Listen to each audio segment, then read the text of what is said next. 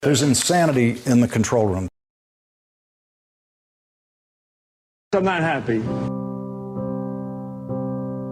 I don't need Elizabeth Warren or the government giving away my money. Calling Mike Bloomberg an oligarch has implications in this country that I think are unfair and unreasonable. I care.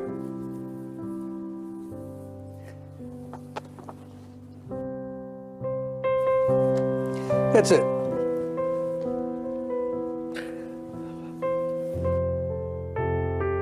Makes you think of some rich person who got their money off of oil in Russia, who's taking advantage of a broken and dysfunctional system. Bernie Sanders saying, the country's corrupt, our system's corrupt. Be careful about that language, Bernie. You know, be careful. Oh, well, I'm sorry.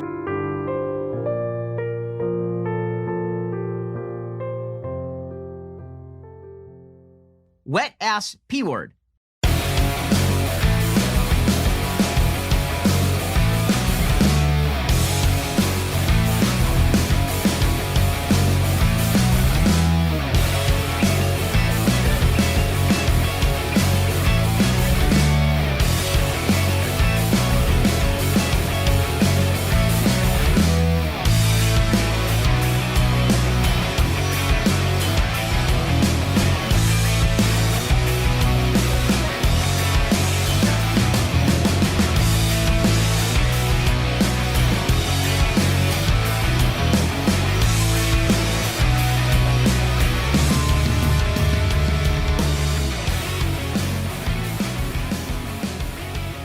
Around the nation, Waldorf Nation. Hey, everybody, welcome to the show.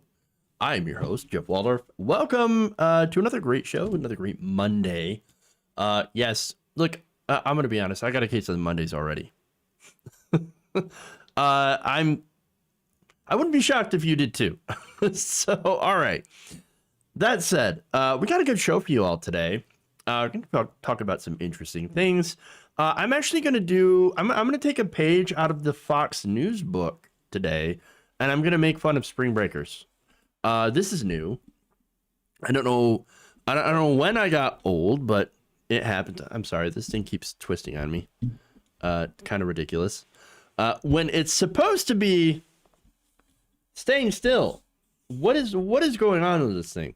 It is all over the place. It's out of control. It's out of control. There's insanity in the control room. Okay. Anyway, that's better. I'm sorry. It was driving me crazy.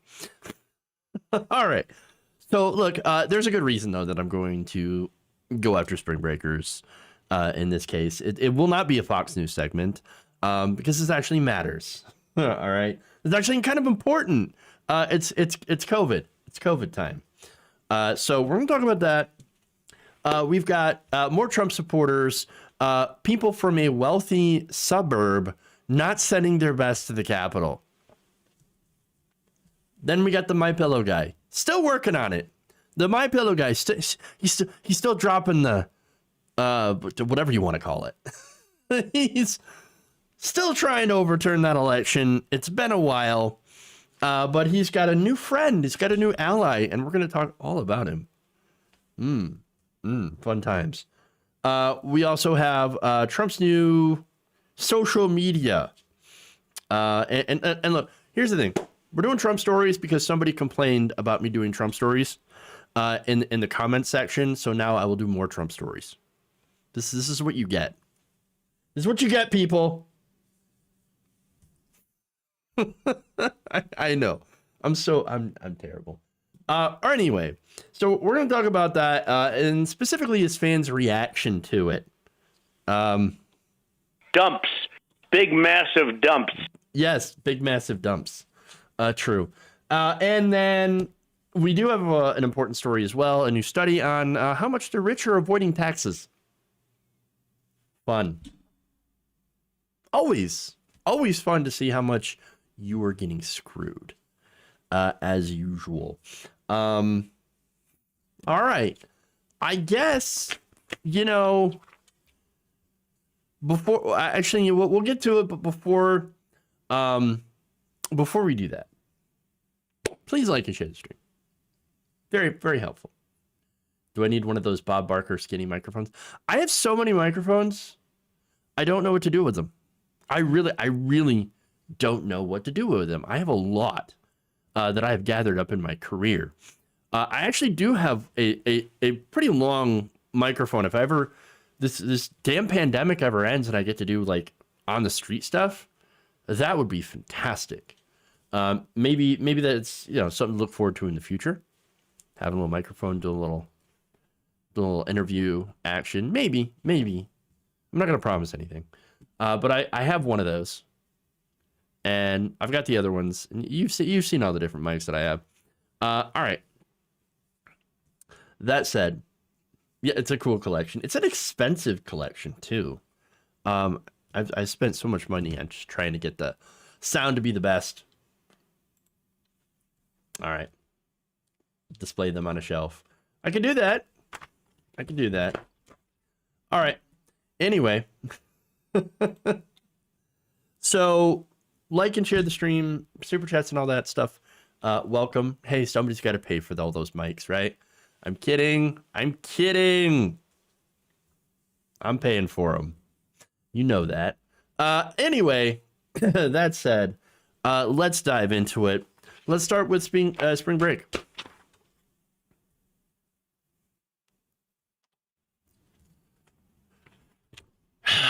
Florida. Here we go. It's spring break. And of course, young people are flocking to Florida, despite the fact that COVID is still running rampant throughout the country. Normally I wouldn't have a problem with people going to spring break. I'm not trying to be like Fox News here and be like, oh, look at these spring breakers. Oh my God, this is so terrible. While all the male hosts, of course, get all googly eyed and they're like, oh yeah, spring break, it's so bad, so immoral. Look at all these spring breakers without in their swimsuits. Yeah, no, we're not doing that here on the show, okay? But we are going to talk about how a lot of these spring breakers, especially in South Florida, are causing problems, violence. And not only that, but it's basically creating a super spreader event. Oh, so here we go. So now this is going on as local governments, of course, are still trying to vaccinate as many of the most vulnerable people as they're able to do. But it's going to be a while. We're still not done with this. We're still not done with COVID. We're still not done with the vaccinations.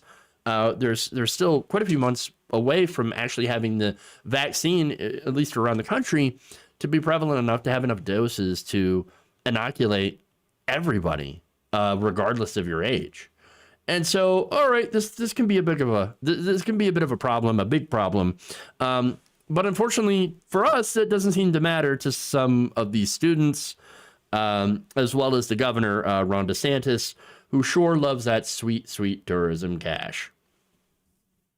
The problem, of course, is, as I mentioned, it's going to be the epicenter of another wave of coronavirus, as if Florida isn't already having some issues. Those crowds were actually so large, and actually, in some cases, very unruly. So unruly, in fact, the mayor of South Beach ended up calling a state of emergency. According to NBC's reporting, Miami Beach declared a state of emergency over the spring break crowds after Mayor Dan Gelber announced an 8 p.m. curfew for the South Beach Entertainment District. He also said that shorebound traffic in the city's causeways would be shuttered as a result. Both measures will be in effect for at least 72 hours, the mayor said, while extending the emergency is debated by officials. Crowds last night resembled those of a rock concert, according to officials. The same officials, of course, who were not prepared for this. And so city officials not prepared for the massive influx and or violence associated with the influx as well as, of course, the impending, I would assume, influx to the emergency rooms, to the hospitals in the areas. Because, of course, yay. City manager Raul Aguila says, as we hit the peak of spring break, we are quite simply overwhelmed. And responding to the crowds and how big they were, he said, you couldn't see the pavement, you couldn't see the grass. And of course, how many of them were unmasked? I would assume quite a few of them, unfortunately. Very little social distancing, which means that the virus will be able to spread. Because of course. And sure, they themselves might be fine. Most of them will likely be okay, mild symptoms. A percentage of them might get really, really sick or and even develop a pre-existing condition. A few of them might even die. Looking at the numbers, okay? But generally, again, younger people tend to have lower mortality rates than other groups, but still not something to mess around with.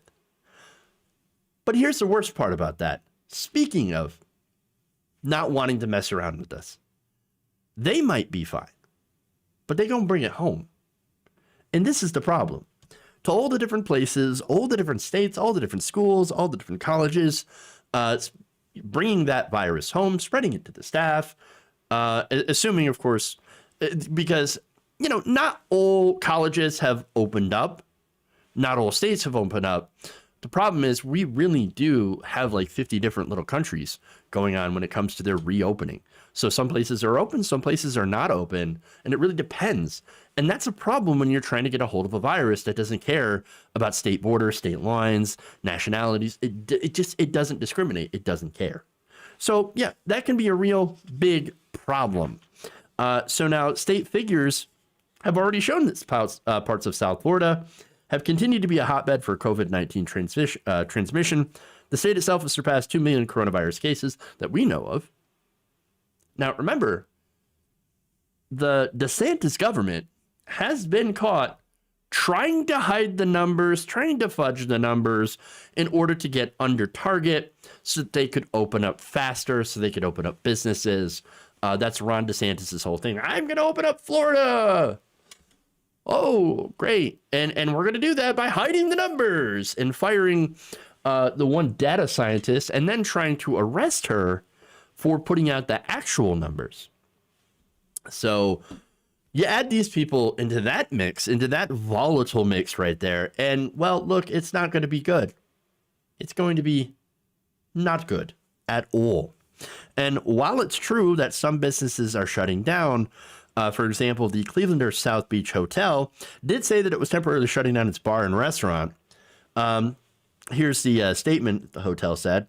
Recently, we have grown increasingly concerned with the safety of our dedicated employees and valued customers and the ability of the city to maintain a safe environment in the surrounding area. Now, that is not because of COVID, though. It's actually because of violence. Police Chief Rick Clements said his officers responded to multiple fights on South Beach on Friday night. People fighting with chairs and using tables and makeshift weapons and you know, just doing bad things. That's why they're shutting down, not because of coronavirus concerns. So that is also very bad. Now, during a Saturday news conference, the mayor also blamed the crowding on accessible travel, saying, quote, there are a lot of cheap flights. Last month, you could get here from Philadelphia, New York, or Chicago for a $50 round trip. You know what? I'm reading this story earlier and preparing for the show. I didn't realize that that was a definite look at the cities that this man picked. Oh, New York. Oh, of course. Chicago. As well as Philadelphia. Oh, you know, all those cities. What do they got in common? Lib cities. That's what they are. Yeah. And of course, they're the ones that come down here and cause problems. It's not the patriots from the red states, from the good areas. They're the ones who are coming here causing all the problems. Of course. I just realized that. So it's even worse than I imagined. Now, not only that, but of course you got cheap accommodations, and then you have a bunch of people that are, their heads are filled with basically disinformation. Okay. And then of course you have people that just don't care. They want to get out of the house. They don't think that they're, you know how young people are sometimes.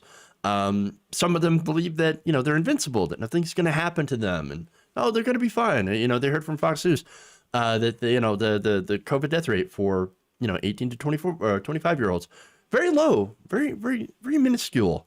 And so it's okay.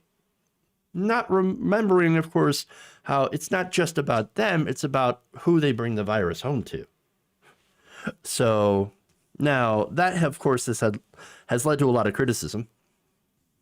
Ironically, in this thing, Fox News, I mentioned this at the top of the segment, Fox News every year would go and make a segment about how the spring breakers are horrible and they're not, they're scantily clad, and it's the degradation of Western society, all this stuff. Well, now, hold on here. Where's Fox News talking about this? Oh, these irresponsible college kids with COVID. No, they wouldn't do that. Of course not. They're not talking about this at all. Okay, and so they're pretty silent on this because they're okay with the spread of corona if that means, of course, that it makes Joe Biden look bad. Because again, that's what Fox News is about. They're the propaganda arm of the Republican Party, and all they want to do is to make sure the Republicans get into power and enact their kinds of policies. Yeah, of course. Now, many other Americans, though, had a kind of an angry take. I want to give you a selection of some of the social media outrage. One person says, "I'm sorry for all the nurses and doctors that have to deal with this aftermath."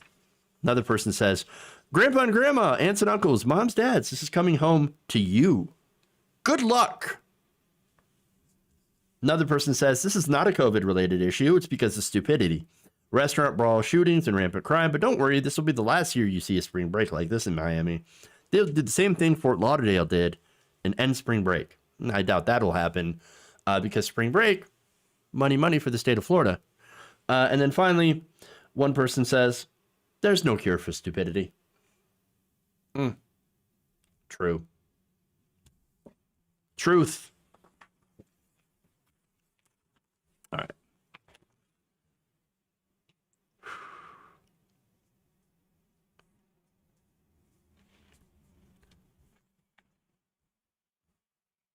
Let's hold on.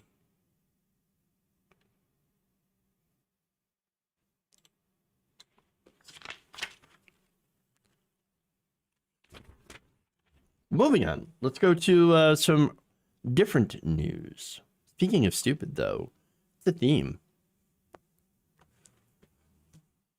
This has to be my favorite photo, like from ever, from the insurrection. Oh my God, I love that.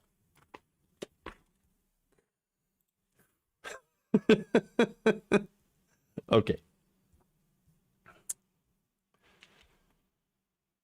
Now, there's a narrative that continues to go around. This narrative is that the Capitol rioters, insurrectionists, whatever, were just simple people who were economically frustrated. And that's why they invaded the Capitol. That they, didn't get their $2,000 stimmy checks, and the government wasn't giving what they needed to survive during a pandemic. And so that's why they went after the Capitol. It didn't have anything to do with Trump. No. I mean, that was just straw that broke the camel back because Donald Trump wanted to give people $2,000. And so that's why people wanted him to stay as president. Okay, well, now, while some of the country did feel that way, the fact that the government did not do enough, and of course that was under Trump, the MAGArectionists were actually the least likely to be economically disadvantaged. So what I mean by that, and I've talked about this, okay, before, but I want to give you another example here because this example actually comes from a wealthy suburb of Dallas named Frisco. So this is Frisco, Texas.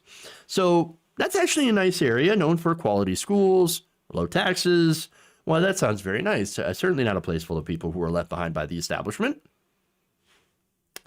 And yet, this place seems to be a hotbed of right-wing terrorism. Now, the Washington Post reports that a total of 19 Frisco residents have been charged so far for their roles in the January 6th riots at the United States Capitol building. And look, those 19, those are just ones who have been charged so far. There are more. And there's another example later on in the segment. Not only that, but the FBI's Dallas field office said that most of the rioters arrested came from what they called the mainstream of society, and have included 3 real estate agents, a retired Air Force lieutenant colonel, an oil man, and an actor who once appeared on Friday Night Lights. I have no idea what that is, but I'm sure that anybody who watched that was probably somewhat upset. I'm just saying. So, all right. Now, if the economy wasn't the problem, what was? Well, you're not going to be surprised. But first, let's go to local realtor, Hava Johnston. She has an idea. What is it? She believes that many Frisco residents have been radicalized as the suburb has actually become more racially diverse. Here's what she said. They created this perfect little bubble of the way they wanted things.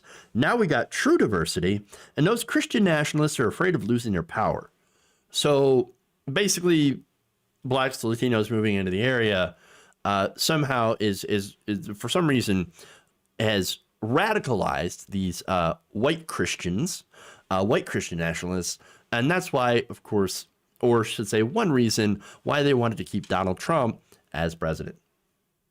Fascinating. These are the very people who will do things like have Trump parades every weekend and take a private jet to a riot. And of course, they assume that they wouldn't get in trouble. Because of course. Now, look, basically what it's saying is it's not economics, it's racism. Shocker, right? But see, this is what underpins a lot of the right-wing ideology. If you're conservative, you're either racist or racism is just not a deal breaker for you. Or you just happen to buy the Fox propaganda, which uses the race issue that is totally made up to actually divide the working class against itself. Divide and conquer. It's the oldest, the oldest thing in the book. But these people, of course, were not working class people. No. They are the racist white people who don't want dark people in their neighborhoods. And they believe that Donald Trump is the only way to stop it. The only person who's actually out there fighting for the rights of whitey. And so these are the same people, by the way, who say, oh, you don't understand. Donald Trump's not a racist. Why do you keep calling him racist? How dare you? How dare you? Well, no, I think he is. He's got a long history of it. And even if he's somehow not, well, there's still a reason why many racists fervently like him and support him and still want him to be president. Just saying.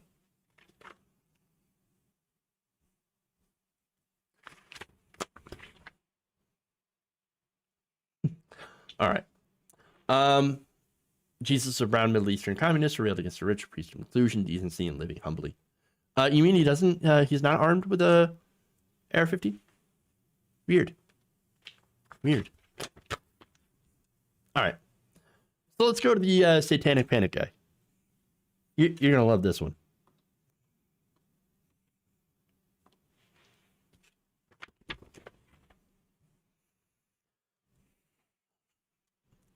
MyPillow CEO Mike Lindell hasn't given up on overturning the results of the 2020 presidential election.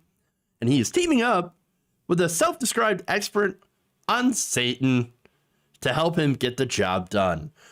No, he's not saying, that Satan is going to help him. No. It's that Satan caused the problem because, it's the devil's fault. All right. So now the Daily Beast, Will Sommer, did a report that talked about how Lindell is now working with a man named Dr. Lyle Rapaki. So now what exactly is a doctor of demons? Now, this guy apparently has a long history of pitching himself to law enforcement agencies as an expert on devil worship, Satanism, during the Satanic Panic of the 1980s. You know that time, which is actually one of the best examples of cancel culture that we've ever seen. It's where they, of course, tried to cancel Dungeons and Dragons, tried to cancel rock music, certain movies. And now, later on, fast forward to 2021, he's trying to cancel the presidency of Joe Biden. So, all right. Now, in particular, Rapaki has been working with the Arizona Republican Party in its effort to obtain ballots and voting machines from Maricopa County.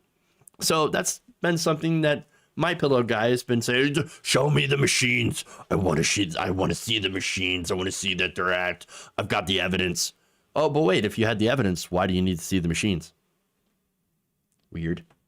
All right. Anyway, so now that's the most populous county in the state. That actually helped deliver the state to Joe Biden. That's why, of course, this guy is like, that's a bunch of malarkey. I need to go and see these machines. Me and My Pillow. Well, okay, are you a data expert? Are you an expert on these machines? Have you really studied up on how they work? And, you know, how they can be hacked? Because they can be. It's true that some of these machines are not as secure as they could be, or was not as secure as they could be. And I've talked about that before. Now, still, knowing that there were vulnerabilities, at least all the way back from, 2012, 2014, these vulnerabilities were likely addressed, and I'm not for sure certain, but likely addressed before the election because of the whole Russia thing. And so likely the machines were now at least better than they were before. But I don't know, and I'm pretty sure a My Pillow guy also does not know. I'm just saying. I don't think he has quite the expertise. Just like I don't have the expertise on pillows. All right? So that said, here's what Rapaki said. It's been unfair. It's been unreal. It's been demonic. No. So, the issue is demons. Not bad actors, maybe in the government, potentially, but demons getting into the machine. There's a demon in the machine. I don't know about that, Chief. I mean, it seems like he sure is feeling a lot of feelings right now, but no facts. Like, of course, so many members of the religious right, they can't come up with a real answer. And so, demons, Satan, black people and Latinos voting for Democrats in record numbers must be the hand of Satan. Arizona has a large Latino population, and they were mobilized this time, and they really got out the vote. That is, of course, partly thanks to the efforts of Bernie Sanders in Nevada, who his entire operation, which, by the way, his operation has taken over the Nevada Democratic Party, and they really pushed turnout to incredibly high levels during the 2020 election, which was absolutely fantastic to see. I look at that and I think, oh man, that's organizing, that's getting at the vote. But this guy looks at it and says, Satan. Obviously, Satan. It's the devil. All right. So now, this guy's a new person on the scene. A new challenger has approached. All right. So I looked into him and I was not disappointed. Now, he already has a list of very impressive claims to fame. Okay. He claims to be a protective intelligence and assessment specialist, a consultant at a behavioral analysis and threat assessment, as well as a private sector intelligence analyst. Ooh, wow, look at that. Wow. Okay. Now, he also tends to, on his own site, yes, because he's got a website. Everybody has a website. He tends to repackage and curate, as well as do commentary on WorldNet Daily articles. Oh. Fun. Fascinating. Just adding his own little notes to it. He also claims to belong to the U.S. Border Intelligence Group, ACES International, the Association for Intelligence Officers, the Association of Threat Assessment Professionals, Arizona ATAP, and the International Association of Law Enforcement Intelligence Analysts, and something called the FBI InfraGuard. So that's a lot of these groups, right? So now you look into these groups, and it turns out that a couple of them, or at least one of them, is invite only. All you have to do is have a referral from a friend. Okay. And you don't actually have to have any law enforcement experience or security clearances to be part of these groups. Oh, okay. Fascinating. Now, the InfoGuard, the FBI InfoGuard, will not confirm nor deny his membership. Oh, it's very spooky. It may also not even exist. I don't know. Now, he also was a licensed private investigator until 2012. So I guess that's where he says, well, I can investigate this. I was a private investigator. So that means I can go and investigate these ballots and all this potential voter fraud. Okay. He also was certified as a reserve officer of the Flagstaff Police Academy back in 1977, but was terminated. He was fired. Why was he fired? Apparently, he wore his uniform while attempting to collect past due rent from the apartment complex he managed. Now, I'm not going to go and call him a slumlord because I don't really know.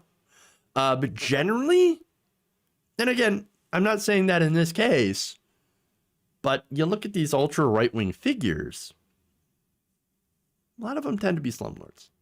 Again, I'm not saying this guy was one of them. I'm just saying. All right. So I'm not saying I would. I'm saying I wouldn't be surprised if that was the case. All right. Now, I also mentioned that he was a doctor. Well, no. Not really, anyway. So now he claims a degree from the illustrious Clayton College of Natural Health. Okay. Now, I looked into that, and it turns out that the Clayton College of Natural Health is a non-accredited American distance learning natural health college based in Birmingham, Alabama, offering classes in various forms of alternative medicine. Yes, get your healing crystals here, folks. And your, what is it? Your faith healing. Is that, I don't know if that's faith healing, if that matters, if that's part of that. I don't know necessarily, because I don't really know natural healing. All right. But now, if you're looking to get a degree like Mr. Rapaki, unfortunately, you will not be able to get it from that specific college. In July of 2010, the college announced on its website that it ceased operations. It blamed a recession, however, was also facing a lawsuit for defrauding students. Okay. In November 2011, it was announced that as many as 14,000 former students at the defunct Clayton College of Natural Health will split up to $2.31 million in reimbursement for tuition, with part of the settlement to be paid by Lloyd Clayton, the founder of the college, and the remainder being paid by RSUI Indemnity Company. All right. Well, wow. Oops. That's fantastic. According to Dr. Andrew Lang's article, the biggest quack school in natural medicine closes. The Clayton School for years has been a classic diploma mill operation, offering doctorates and other degrees to students of natural health care without providing clinical training or educational standards of any kind. So, fascinating. It appears that he's not a real doctor. At least he's not licensed anywhere, from what I could tell, but still decides to adopt the title, maybe to give himself an air of legitimacy, and then gives out, obviously, disinformation. To me, it seems like a bit of a dangerous person. This is a guy who was teaming up with our buddy, the Bill guy. They're not sending their best together. Now, what's more, writes Sommer, Rapaki recently on his website, endorsed QAnon. So he's the newest QAnon guy, and is now backing a Trump-endorsed theory from a controversial Falconer that claims that Biden murdered Navy SEALs to help bin Laden. But Obama sent the raid that killed bin Laden. That was the Obama-Biden administration killed bin Laden. But they hit. He was in the room. Biden was in the room. I mean, what? What? That's ridiculous. Wow, these people not living in reality. All right, here's the reality of the situation, okay? You lost the election. No fraud, no conspiracy. You lost. No saint. Better luck next time, okay? That's politics, baby. You win some, you lose some. Elections can be a fickle thing. The American public, kind of a fickle thing. It turns out that if you actually cared about them during a pandemic, you might have actually won the election. But you didn't. Because of course not. All right? And his reaction to COVID was absolutely bungled. He handled it, I mean, really, really, really, absolutely badly. And as a result, well, he was always deeply unpopular with the American people, except for his cult members. But this was over the line. This was over the line. It ain't Satan, okay? It's not the devil. Devil has nothing to do with it, all right? And so get back in the real world and get away from these absolute grifters. People just want your money, and they want to be relevant, and they want to sell pillows in the case of my pillow guy. That's really it. It's all about greed. This is just like the demon sperm lady. All right. I'm going to take a quick break here. We're going to come back. We got fun stuff on Donald Trump's fans. Not in favor of Trump's new Twitter killer. Is it going to be a Twitter killer? Anyway, we'll come back with that story. Stay right here. I'll read some super chats when we get back. Around the nation. We'll be right back.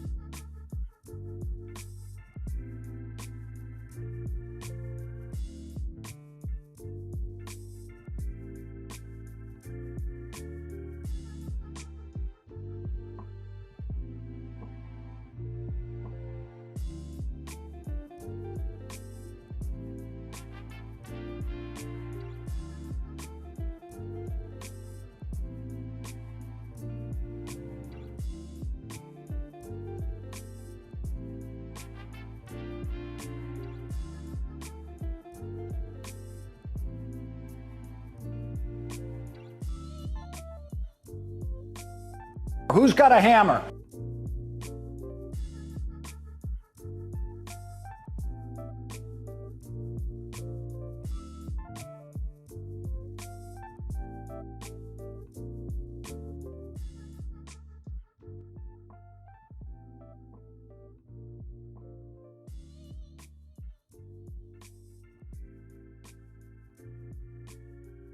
Dumps. Big, massive dumps.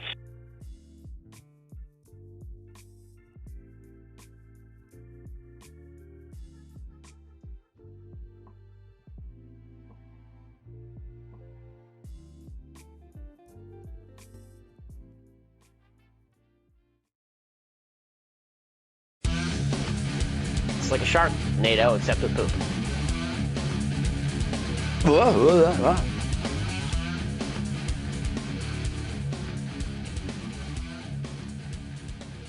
Hey everybody, welcome back to the show. Around the Nation right here, Waldorf Nation. Waldorf here with you. All right, so first I want to go and thank Twitch, members of my Twitch community. Lizzie Napon, thank you for the 1 month of Prime. Much appreciated. Yes, you too can use your Prime subscription if you have it, if you have an Amazon Prime account, to help us on Twitch, to subscribe. It's a free subscription for you, and it goes to help the show, where I will secretly try to take down Jeff Bezos. Just saying. You can do that. All right.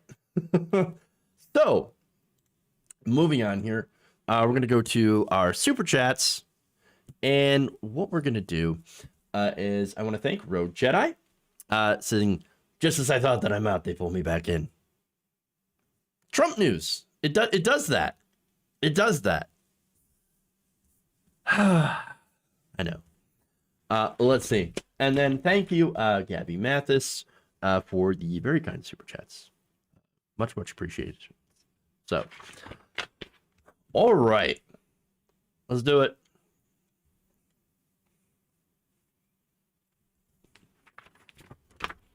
How can you avoid Trump stories when you have such wonderful sidebars? I don't understand. Oh, also like and share. Very important that you do so. All right.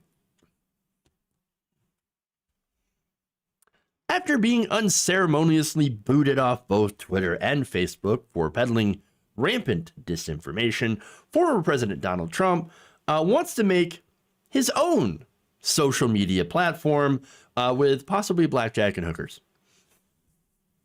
Now, Jason Miller, Donald Trump's spokesperson, recently told Fox News that this is something that I think will be the hottest ticket in social media. It's going to completely redefine the game, and everybody's going to be waiting and watching to see what President Trump does, but it will be his own platform. So, all right, he's making his own platform. He's going to do a Twitter, a Trumper, a what? A Trump book, face Trump? I don't know. But okay. I don't know what the name is going to be. But does everybody remember all the different attempts at conservatives making social media sites? There was Reagan book. That didn't work out very well. And yes, you do have Parler and you do have Gab, and those do exist, but they are full of Nazis.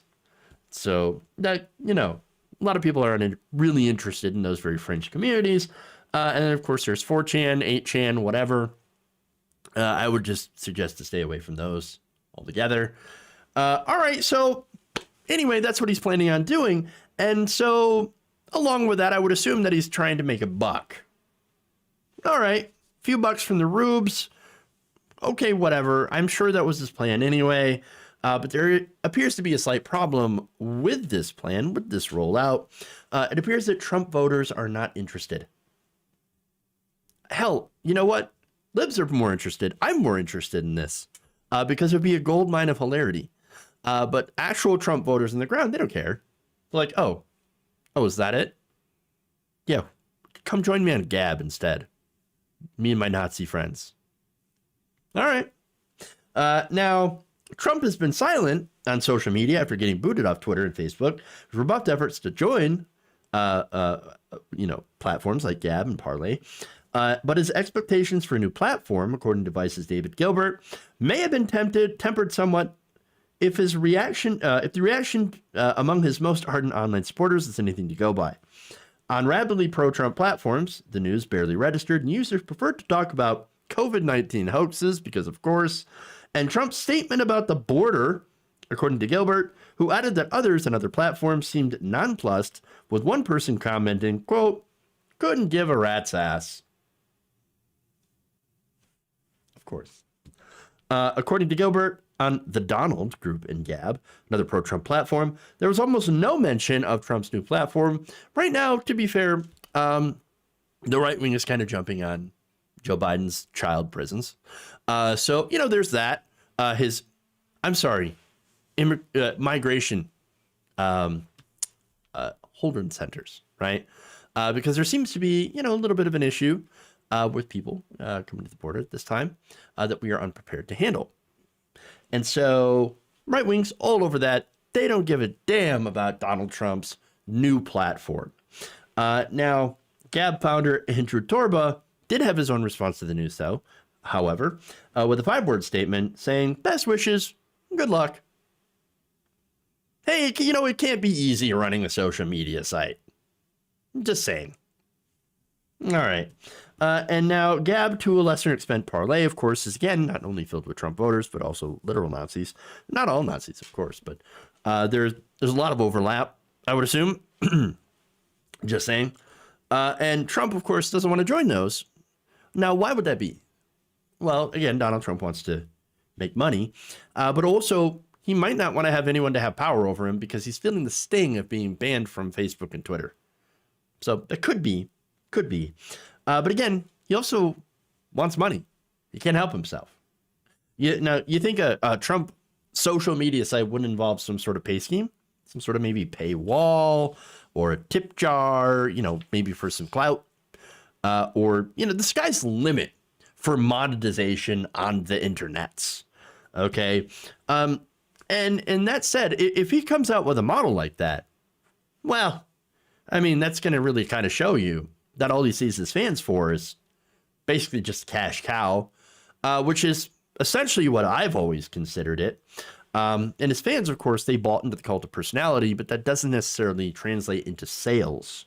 In fact, some QAnon followers were a little mad. They're like, wait. I thought you were going to take out the satanic pedophiles.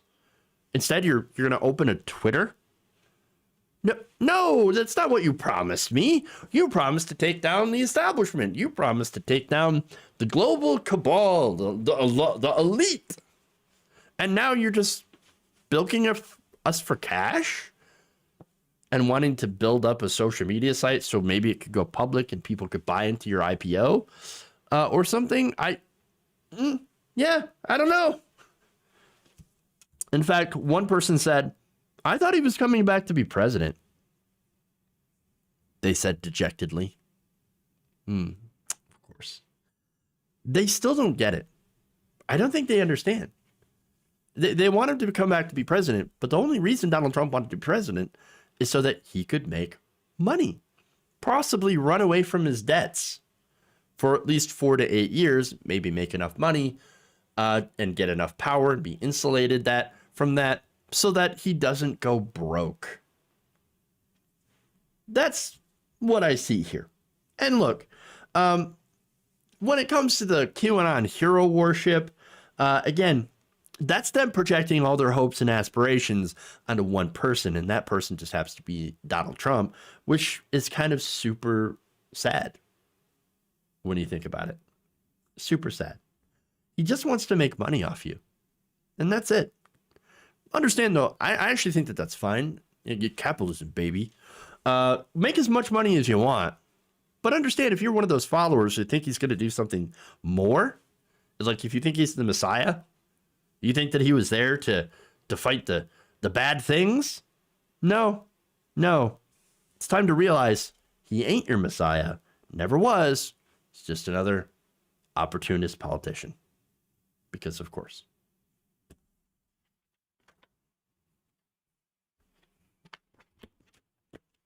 All right. One last one.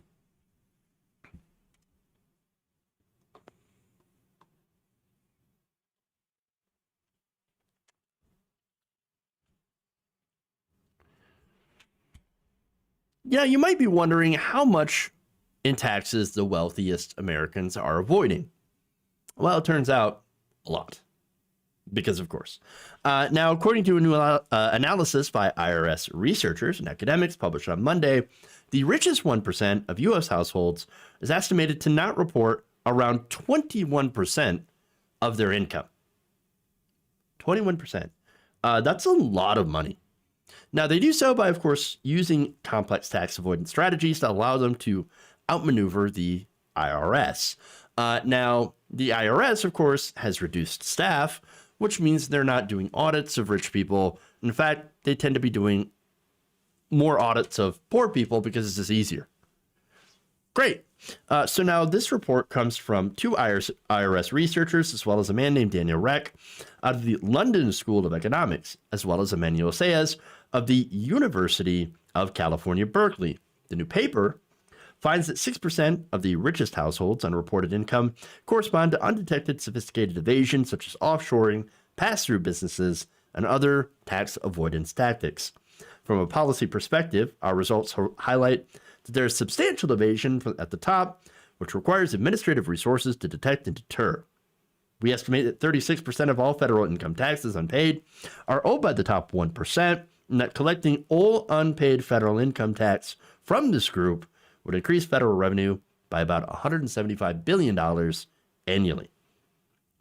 So understand that every year, the top 1% is avoiding about $175 billion in taxes. That's a lot of money. Over 10 years, it comes to about $1.75 trillion. That's a lot of money the wealthy owe and are not paying.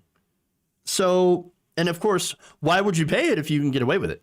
If the IRS is not going to come after you, if nobody's going to come after you, well, then why would you pay it?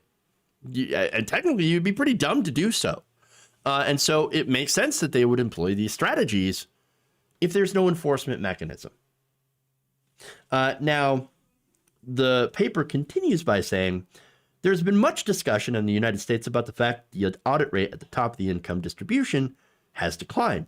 Our results suggest that such low audit rates are not optimal.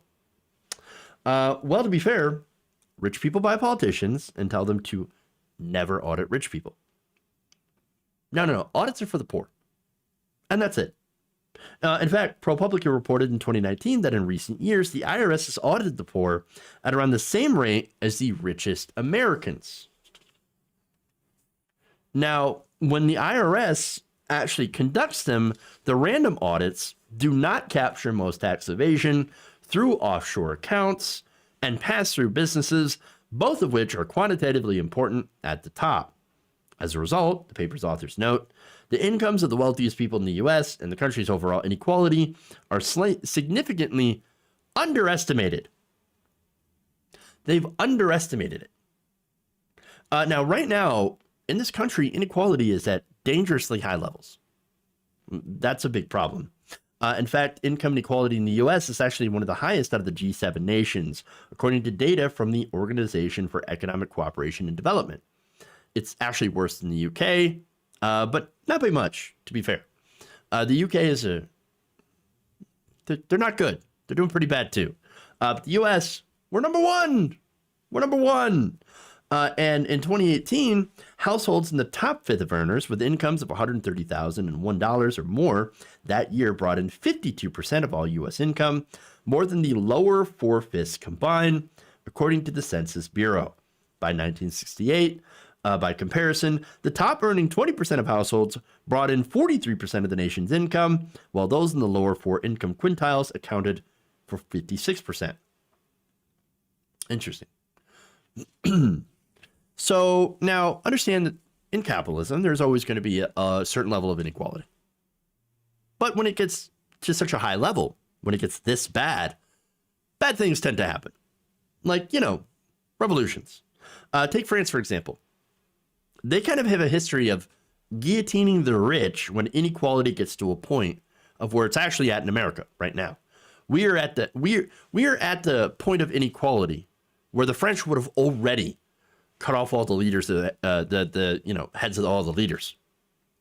Okay, so now, of course, we're not doing that here in this country. I'm not even advocating for that. Of course not. What we should do is to do some redistributive policies, to avoid that. So, speaking of that, Reck of the London School of Economics told the Wall Street Journal that what's needed is a broader strategy that involves increased scrutiny of pass-through businesses and investments into comprehensive audits that the IRS does in its global high wealth program. Basically, look, we should just make rich people actually pay what they owe. I mean, this isn't raising new taxes on the rich, which I'm in favor of. This is actually enforcing the laws that we have in the books and closing the loopholes. You remember, by the way, the one thing they kept saying when they were ramming through Donald Trump's tax cuts for the rich. You remember that, right? Oh, don't worry. We're going to close the loopholes. We're going to close the loopholes. In fact, they said that during the George W. Bush tax cuts as well. Don't worry. We're going to close the loopholes. They're going to actually end up paying more. We're just going to lower the rate, close the loopholes, and everything will be fine. See? And then, of course, what happened? Well, they just ended up paying less in taxes. And that's it. And so, obviously, it turned out being the opposite. In fact, the Trump tax cuts, in a way, have set it up to where it will raise people's taxes later. Now, for one, middle-class people got a small tax cut. Now, it's a temporary tax cut. It actually expires in about we got about like 7 years left. Corporations and the wealthy, however, they got a tax cut that is permanent. So, and if you live in California or New York, they actually effectively raised your taxes by getting rid of the SALT tax deduction. That is a state and local tax deduction, which, again, effectively raises your taxes in high-income areas. Now, that's, of course, meant to punish blue states by making them pay more into the system than they already do. In reality, of course, red state economies take more in federal benefits, and it's because they don't serve their own people. They cut taxes for their rich, their corporations, and let their people actually suffer.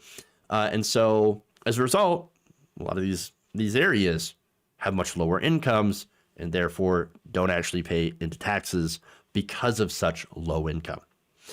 So that's the result of this. All right. So what do we need to do?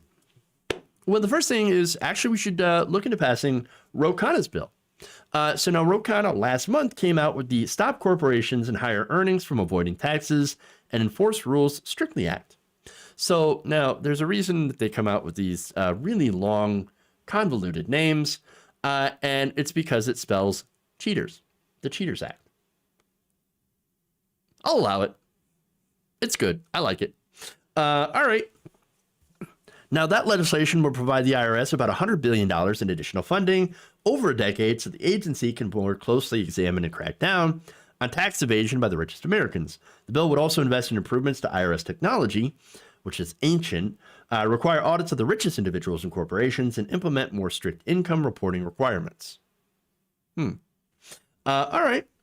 Hey, that's good. As long as they go and make sure that rich people pay their fair share of the taxes they actually owe, great. All right. Now, Khanna's office estimates the Cheaters Act would bring in about $1.2 trillion in federal revenue over the next 10 years. Here's what he said about it. In a statement, we know our tax system is broken, and it's long past time we start fixing it. The ultra-wealthy play by different rules than the rest of us. Now, in addition to Khanna's bill, I would add something that Elizabeth Warren has been pushing. I know, hiss, snake. It's a snake. Bonus points for that reference. All right. But hey, look, she put out a millionaire wealth tax. Bernie Sanders' wealth tax is actually better, but if we're going to go with something, at least let's go for something. And the one that's most likely to pass, of course, is probably Elizabeth Warren's, even though, again, I would prefer Bernie Sanders because he just puts out better policies. Nonetheless, let's do a millionaire's tax, or let's do something, okay? And then implement Bernie's Excessive CEO Pay Act to bring down the level of CEO to worker pay disparity, which in another video outlined how CEO to worker pay, the disparity is huge. It is enormous. It is worth 320 to 1. So, whereas back in the 60s, it used to be about 50 to 1. And so, again, in capitalism, there's always going to be some sort of wealth and income inequality.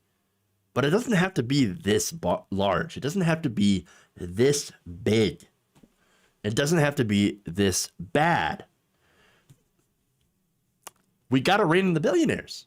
Again, these are the same people that made additional money, billions of dollars, during a pandemic where basically everyone else is hurting. Okay. And so again, you can't fix capitalism. There will always be these glaring inequalities. But again, with the right policies, it doesn't have to be as bad as it is, because what we're doing right now is 100% unsustainable and will lead to an absolute economic disaster. So let's fix it.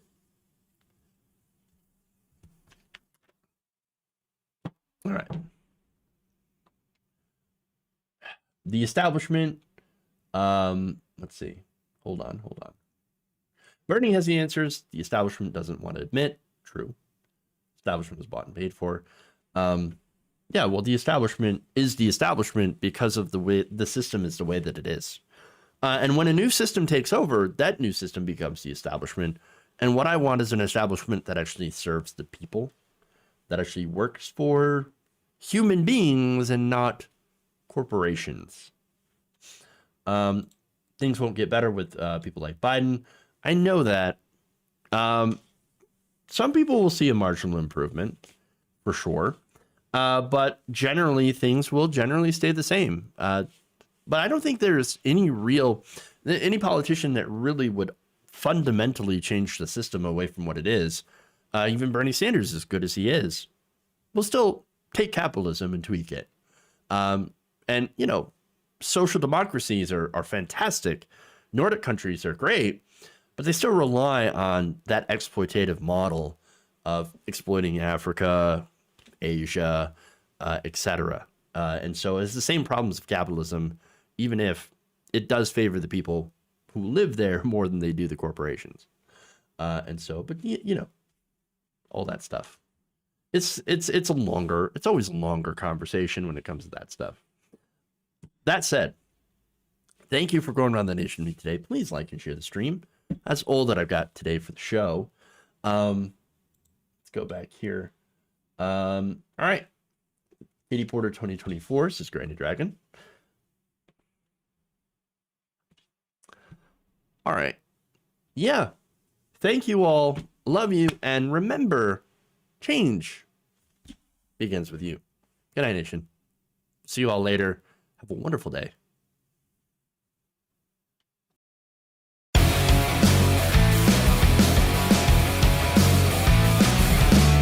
There's some whores in this house. There's insanity in the control room. Who's got a hammer?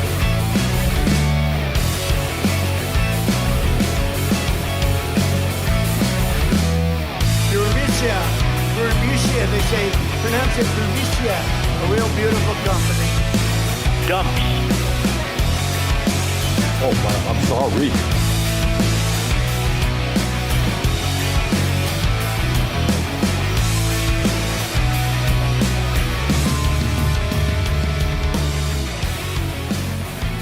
Tighten up my meat. They're kicking me out the door. They're kicking me out the door.